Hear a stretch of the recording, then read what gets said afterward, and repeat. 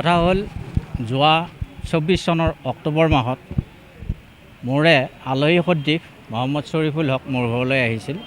আহি কৈছিল যে এনেকুৱা এটা গাড়ী ভাড়া লোৱা পাৰ্টি আছে, গাড়ীখন তোমাৰ নামত লৈ দিলে তোমাক মাহিলী 5,000 টকাকৈ দিব, ডাউন পে'মেণ্টটো তেওঁলোকে দিব আৰু কিস্তিটোও তেওঁলোকে মাৰিব। সেই কথাষাৰ কোৱাৰ পাছত মোৰ এজন সৰু ভাইটি আছিলে, যিজন ৰোগীয়া হয়, তেওঁ ঘৰৰ চলাৰ অসুবিধাৰ কাৰণে সেই অফাৰটো যেতিয়া পাইছিল এটা ভাল অফাৰ পোৱা বুলি ভাবি তেওঁৰ সম্পূৰ্ণ ডকুমেণ্টছখিনি লৈ যায় তেওঁলোকে সেই শৰীফুল হকে অংকুৰ গগৈ নামৰ ল'ৰাজনক গাড়ীখন মহিন্দ্ৰ ডিলাৰ ৰঙিয়াৰ পৰা উলিয়াই দিছিল। শৰীফুলৰ ঘৰ মোৰ ৰিলেটিভ হয়, বদৰবাম বকৰাচাৰ বুলি কয়। তাৰপিছত গাড়ীৰ কিস্তি অক্টোবৰত ফাৰ্ষ্ট কিস্তিটো দিলে, নৱেম্বৰত দিলে, তাৰপাছত আজিলৈকে কোনো এটা কিস্তি দিয়া নাই। তাক ফোন কৰিলেও ফোন ৰিচিভ নকৰে। তাৰপিছতে ফাইনেন্সৰ মানুহ ইফালে বাৰেপতি আহি থাকে। এতিয়া 5টা কিস্তি হৈ গ'ল, মাত্ৰ 2টা কিস্তিয়ে দিলে। গতিকে ঘৰখন বিপদত পৰি আছে। ফাইনেন্সৰ মানুহ সদায় আহে, সদায় প্ৰেছাৰ দিয়ে, কাৰণ সেইটো ফাইনেন্সৰ মানুহৰ দায়িত্ব, কাৰণ গাড়ীখন মোৰ ভাইটিৰ নামতহে লৈছিল। গতিকে অংকুৰে আজি গুৱাহাটীত কি গেম খেলিবৰ কাৰণে আজি কিস্তি দিম বুলি কিন্তু যোৱাকালি আমাক মোটামুটি 4জন মানুহ মাতিছিল। কিন্তু তেতিয়া মই শৰীফুলক কৈছিলোঁ যে সিহঁতে ইমান ডাঙৰ এটা এনেকুৱা বদমাচি কৰি আছে, যেতিয়া তোমাক মোক 4জনক ৰুমৰ ভিতৰত সোমাই শ্বুট কৰাটো কোনো ডাঙৰ কথা নহয়।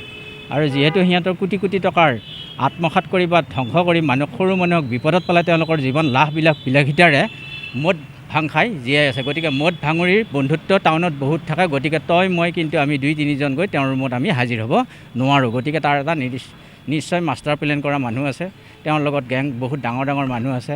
মাজে সময়ে তেওঁ কৈ থাকে যে মোৰ বহুত হাতীয়াৰধাৰী পাৰ্টিও আছে। গতিকে তেনে ক্ষেত্ৰত আজি গুৱাহাটীলৈ যাব আহিছিলোঁ।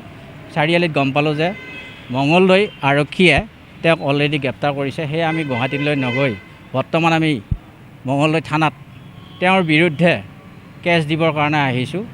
আমি সকলোৱে বা মোৰ ভাইটিৰ হৈ আৰক্ষী মহোদয়ক প্ৰাৰ্থনা জনাওঁ যে এই দুখীয়া পৰিয়ালকেইটাক আপুনি ন্যায় দি গাড়ীকেইখনৰ এটা সুব্যৱস্থা আৰু ফাইনেন্সৰ পৰা ৰেহাই কৰি দিব বুলি আৰক্ষী মহোদয়ক আমি কাতৰভাৱে আহ্বান জনাইছোঁ। গগৈ বৰ্তমান মই দেখি আহিছোঁ, তাৰ ভিতৰত আছে, থানাৰ ভিতৰত আছে। অচি ছাৰে আমাক দেখুৱাই লৈ আহিল এইমাত্ৰ। সেইজনেই হয় অংকুৰ গগৈ। অংকুৰ গগৈৰ ঘৰ শিৱসাগৰ বুলি মই শৰীফুলৰ মুখৰ পৰা গম পাইছোঁ, কিন্তু তাৰ এড্ৰেছ কোনো নাই, কোনো তথ্য মোৰ হাতত নাই।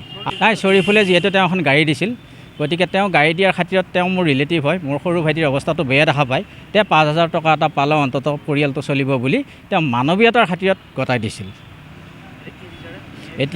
এতিয়া আৰক্ষী মহোদয়ে আমাৰ এই ভুক্তভোগী কেইজনক ফাইনেন্সৰ পৰা ৰেহাই কেনেকৈ দিব পাৰে তাৰ এটা সুব্যৱস্থা কৰি দিব বুলি আশা কৰিলোঁ।